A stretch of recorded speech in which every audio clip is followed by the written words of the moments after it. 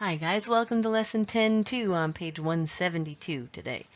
So now we're going to be using tables and the substitution method to solve a system. So we've got two objectives for this lesson. We want to be able to solve a system of linear equations using a table or the substitution method and interpret that solution once we find it. So we're going to learn about substitution today. Let's get going. All right, make sure you have had plenty of rest before you try this. So you're going to have to concentrate here, and it would be great if you paused and thought about things, before I explain them. But there's a lot going on here when we've got multiple equations from the context of a story. So on another trip, Travis is traveling from Pecos to Dallas, and Roy is traveling from Dallas to Pecos. They agree to meet for lunch along the way. Each driver averages 60 miles per hour, but Roy leaves 1.5 hours before Travis does. To determine when and where they will meet, you will solve this system of equations. So this is Travis's equation. He's and these are measuring their distance from Dallas. So he starts out 450 miles away from Dallas and is getting closer and closer and closer.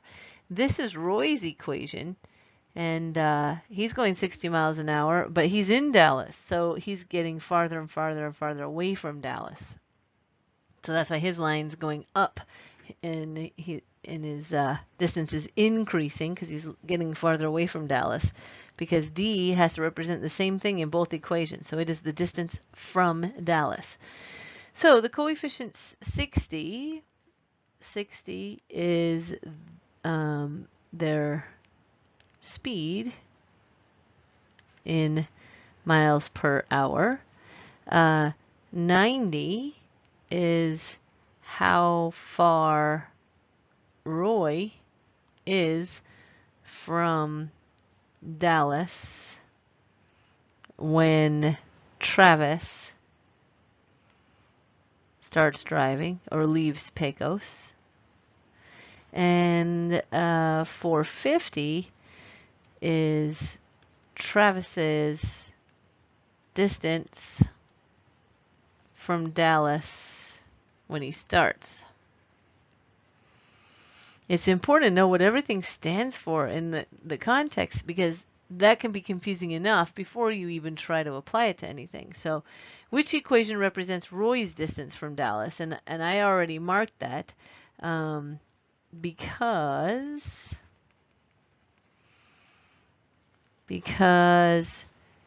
it shows him at 90 miles away when Travis starts at 450 away. Since Roy has already been driving 1.5 hours at 60 miles an hour, he would already be 90 miles away. So that's how we know that that's his equation.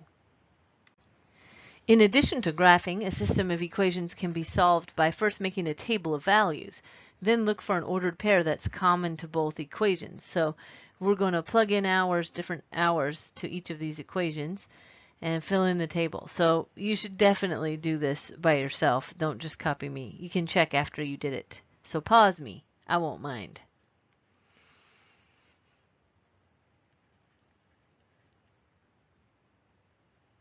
So these are all the values I'm getting for Travis's distance. And these are all the values I'm getting for Roy's.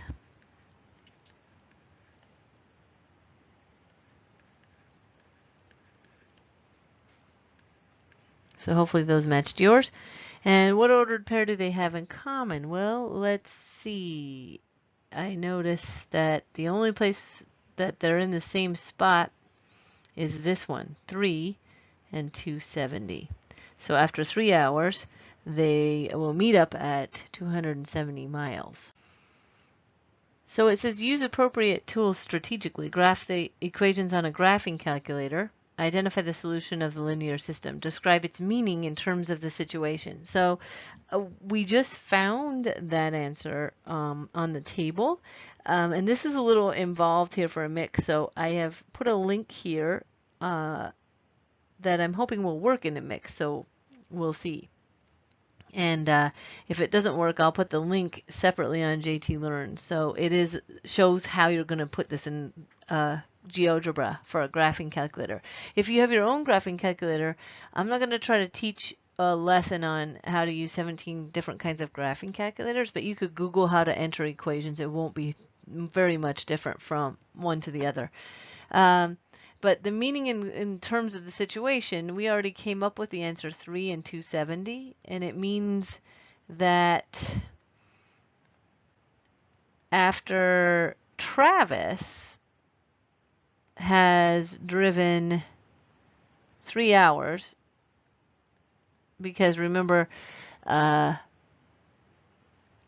Roy's already been driving an extra hour and a half, so after Travis has driven 3 hours, they will meet 270 miles away from Dallas. Is it possible that the intersection point from a graph of a linear system does not show up on a table of values? Sure. Sure. The table only shows select points. It can't show every point. It would go in for infinity. Only shows select points. If the solution didn't show on the table, we could look at the graph. Now, graphs aren't super reliable when things are in cracks, but we can sure get an idea of where the solution would be. There is also a table feature on a graphing calculator to quickly generate a table of values. I did not show that in the video, but that is true. So what I'd like you to do after you've watched that video about how to graph a system using GeoGebra, I would like you to answer numbers 7 and 8, all 4 set on number 7 and then number 8 on your own. Put them in the graphing calculator, find the solution, and then answer this question about what challenges did you encounter when solving them. So I'll do this on GeoGebra and put your answers in here and bring your questions to class. Let's see how well you can do those on your own in the graphing calculator. Okay. I will go ahead and put the answers over here for you so you can know if you were right. But so pause this if you don't want to see them.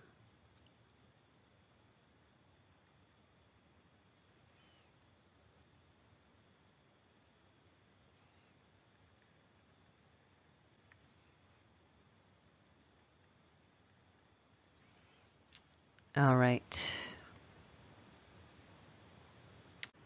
So now we're going to start looking at the concept of substitution. So sometimes it's difficult to solve a system of equations by graphing or using a table, and another solution method is necessary. As you already know from graphs, sometimes things are in cracks and you'd rather be precise. So using the equation somehow is better. On another trip, Roy leaves from Pecos 1 hour before his brother and averages 55 miles an hour. Travis leaves from Dallas during rush hour, so he averages only 45 miles per hour. This system of linear equations represents each brother's distance d from Dallas h hours after Roy leaves Pecos. So now everything's based on Roy in this situation. So Roy is leaving Pecos, and here's his equation. He's 450 miles away from Dallas because D represents distance from Dallas again. It could go either way, but they're giving us this context. And he's going 55 miles an hour. So his distance from Dallas is decreasing because he's getting closer and closer and closer to it. And then Travis, he's leaving from Dallas, so his slope's positive. He's only going 45 miles an hour, but he left 1 hour later. No, he left 1 hour earlier than Roy. Nope, he left 1 hour later. Sorry to get you confused. Roy left 1 hour before Travis, so his number of hours will be more than this one. Travis has been traveling 1 hour less because he left later. That's why we're doing h minus 1. All right, so we're going to solve the system by finding out when their distance is the same. So Roy's distance is this. Distance equals all of this, and Travis's distance is all of this. So since their distance, since D equals this for Roy and this for Travis, we're going to find out when those two things are the same. So when Travis's distance equals Roy's distance. So that's what this equation here shows. So we're going to solve it for h and see what happens. So first I'm going to distribute. I'd get 45h minus 45 equals 450 minus 55h. You should do your own work and then watch mine, just in case you didn't think of that by yourself. So I would add this and I'd get 100h equals 495. And then I would get h equals 4.95. So that's what I got.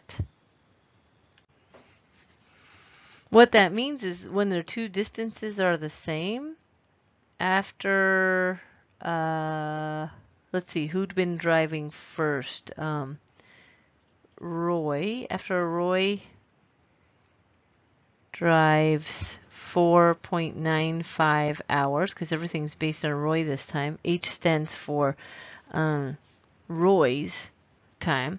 After Roy drives 4.95 hours, the brothers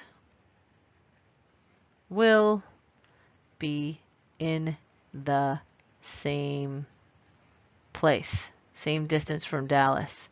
And Travis will have driven 3.95 hours because he left an hour later. Then it says to use a graphing calculator to graph the system above. So I'm going to let you go ahead and do that. Do it using what we, so you're graphing the equations right before number 9, Roy's and Travis's. Make sure you use Y for D and X for H, and use the video again if you need to watch it. And then I'm going to go ahead and tell you the answer here, but you want to find it on your graphing calculator yourself. And that should come out being 4.95 hours and 177.75 miles. And it says, how would you use this point to answer item 9? The first coordinate,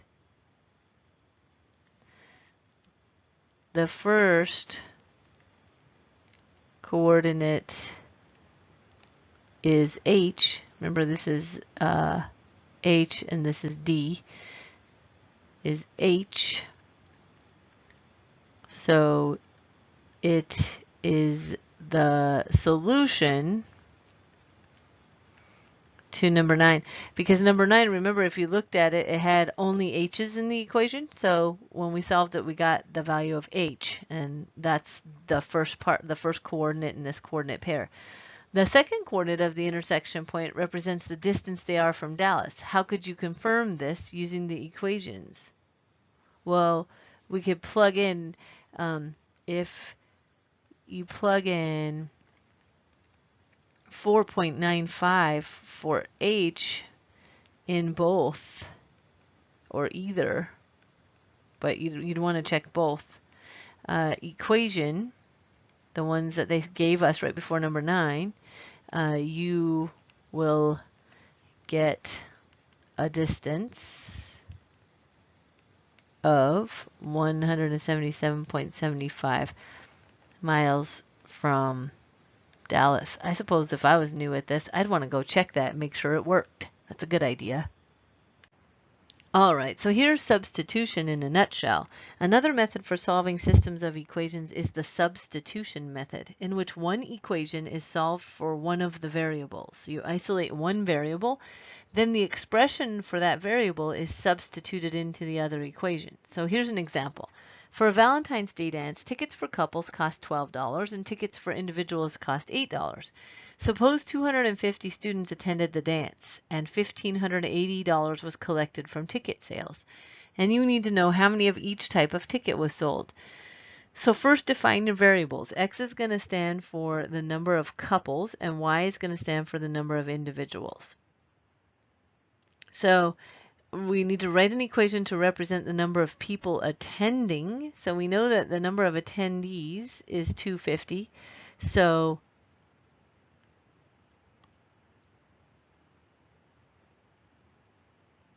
(2x plus y) equals 250. I guess 2 with the x because that's going to be couples. So then because we're counting 250 as the total people, and there's 2 people in every couple, so that's why there has to be a 2 with x. I hope that makes sense. So x is the number of couples, but this over here, this is people. So the y's are the singles, and then we need 2 people for every couple.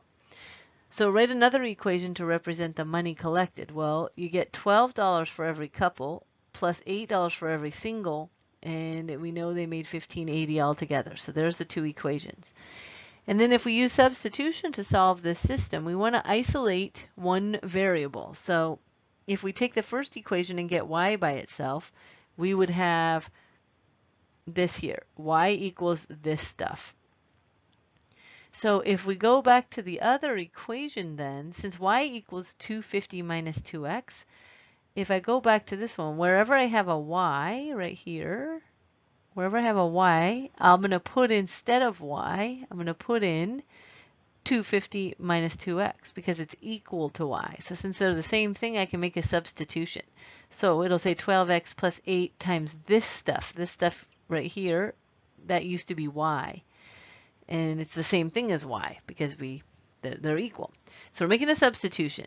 And we keep the rest of the equation the same. Then we'll distribute, we get all this stuff, and we find out that x is 105. Then the last step is, once you get one of the variables solved, x is 105, we'll take it back to one of the original equations. So let's say this one, and we're going to plug it in. So if I know what x is, that one right there, it's 105, I'm going to plug that in, and then I'm going to solve it, and then I'm going to find out y equals 40. So we found out that there were 105 couples and 40 individuals. So this takes a little practice. There's a lot to it, but basically you isolate one variable, and then whatever expression is equal to that variable can be substituted in for that variable on the other equation. So let's try it and see how we can do. So the first thing is, you want to look at, you've got all your variables. You've got this one, this one, this one, and this one. And the one that's easiest to get by itself would be this first x, because if I do one of the other ones, can you see that we're going to have to divide and we might end up with a fraction? So we don't want to do that. So I'm going to isolate this variable. So in order to get this variable by itself, I'm going to minus 2y to both sides. So I get x equals negative 2y plus 8. So this equals x. So then I'm going to go to my other equation, and since it's equal to x, I am going to substitute that in there. So instead of x, I'm going to use negative 2y plus 8 minus 4y equals 4. So I'm keeping everything else the same. I am only substituting in this part, the part that equaled x. So I'm supposed to be multiplying 3 to x. So I have to multiply 3 to both of these things. So I would have negative 6y plus 24 minus 4y equals 4. So then I'll come up here and combine like terms. So I'll have negative 10y. And then I'll minus 24 to both sides equals negative 20. And then I'll divide, so y equals 2. So I already know that y is 2. Now make sure I put it in the right place. I know the y coordinate is 2. So now I'm going to go back to either one of my original equations. It doesn't matter if I use this one or this one. I'm going to plug in 2 for y and see what I get for x. So if I use the first one, I would have x plus 2 times, and we already know that y is 2, so 2 times 2 equals 8. So I'd have x plus 4 equals 8, so x equals 4. So there's my solution, 4 comma 2. And let's check this one down here. Let's see, I've got these variables. So this one right here is going to be my easiest one to isolate. So y equals, I'd have to minus this from both sides. Be careful with your signs. So negative 3x minus 1. If you are just watching and copying this, you better pause it and try it by yourself. So let's see, if y equals this, then I'm going to put that in right there. So 5x minus 2 times, and y equals negative 3x minus 1. The reason you want to do a substitution is you can't solve an equation if it has 2 variables in it. But if you make a substitution like this, now I have only x's in my problem. That I can solve. I can't solve it if it has x's and y's in it. So then when I combine like terms, I have 11x equals negative 2. When I minus that, so I get x equals negative 2 elevenths. Boy, that's not pretty, but it's possible. So then I know that negative 2 elevenths is my x coordinate, and now I've got to find y. So if I go back to this first one, or even I could go back to this one right here. So y equals negative 3 times negative 2 elevenths. It doesn't matter which one you plug it into. They are all going to work the same way. And you'll come out with the same thing. So y equals, that's going to give me 6 over 11 minus 1. But if I want to make that into elevenths, I'd have to say minus 11 elevenths. So y is going to equal 6 minus 11 is negative 5. Negative 5 elevenths. So boy, that was not pretty. Boy, this one's going to take some concentration. You can do it, but it's going to take you more than one going through this, more than one time going through this. So watch and listen and try to follow. Definitely try it by yourself if you think you have some ideas. And then after I've talked through it, see if you can recreate it again by yourself and bring some questions to class. So Patty and Toby live 345 miles apart. So that's how far apart they live. They decide to drive to meet one another. So Patty leaves at noon and traveling an average rate of 45 miles per hour. And then Toby leaves at 3, traveling an average rate of 60 miles an hour. So at what time will they meet? Well, be careful because these times they gave us, we're not going to use those in the equation per se, but we'll come back to those later. So let's see if we can make an equation for each of these people. Let's define variables first. So let's say x is Patty's time driving. We could have gone either way, but we need to choose one.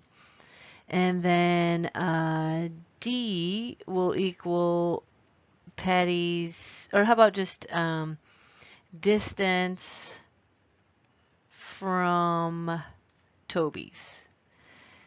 So I'm sort of basing this on Patty.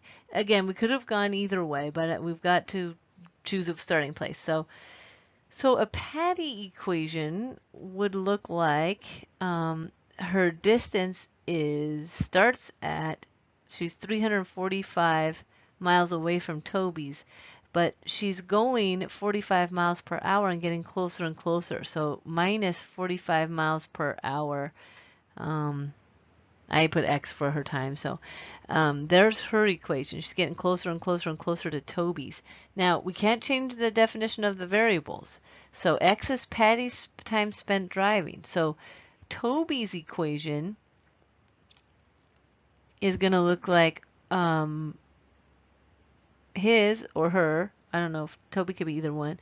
Toby's distance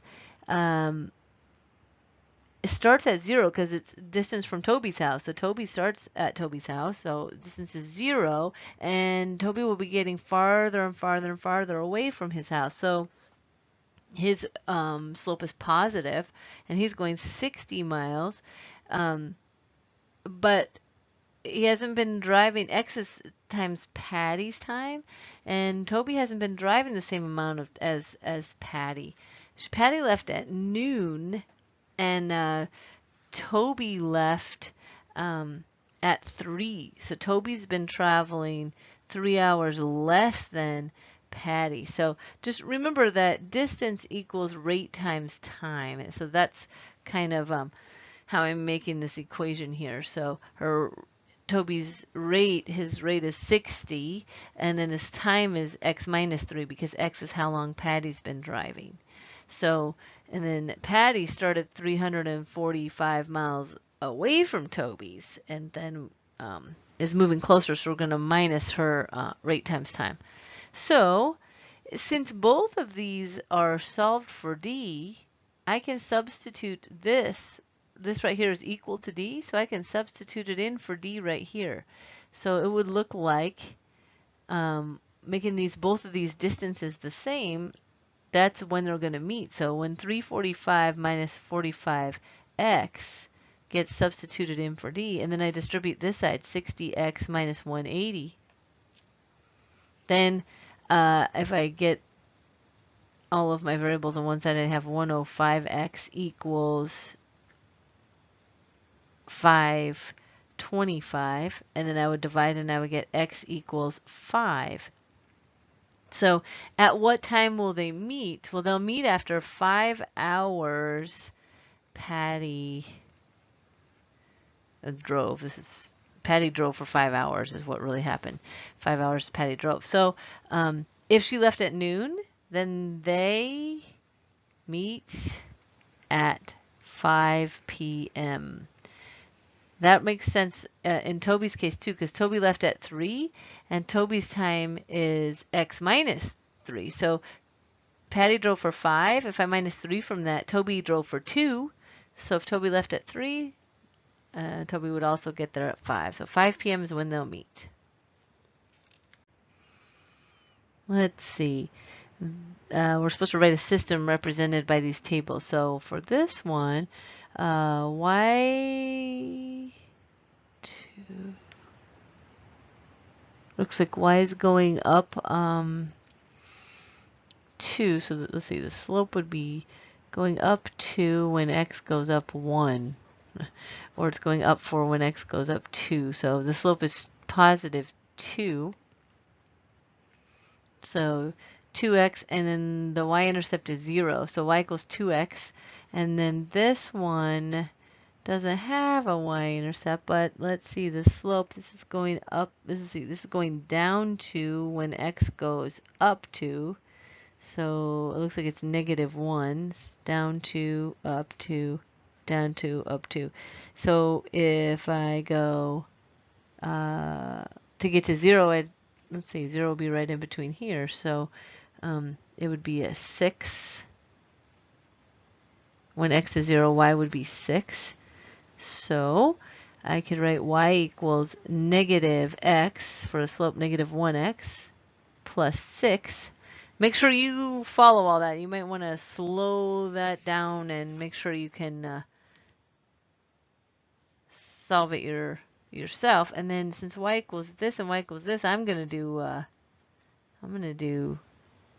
substitution. So 2x equals -x plus 6. So I would get 3x equals 6. So x equals 2. So if x equals 2, y equals 2 times 2. So y equals 4. Or I could have plugged it in here. y equals negative 2 plus 6, and I still get 4. So the answer is 2, 4. All right, so I know that's a lot, and it might be worth spending a little extra time on a couple of those things and figure out what your questions are so that I can help you get those ironed out. And I'll see you in class.